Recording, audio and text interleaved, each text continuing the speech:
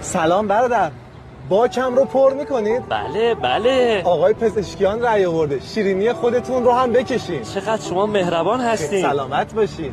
دوست من خیلی متاسفم. چی شده برادر؟ کارتتون متاسفانه موجودی نداشت.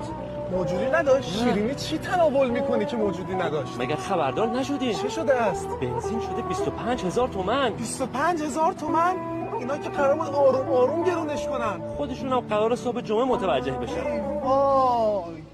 بسیارند افرادی که بعد از انتخابات از خداوند درخواست میکنند خدایا ما رو به قبل از انتخابات برگردون تا با اعمال صالح و رأی به اصلح جبران کنیم، اما خداوند به اونها میگه دیگه دیر شده و پشیمونی فایده‌ای نداره و باید از بنزین 25000 تومانی لذت ببرید.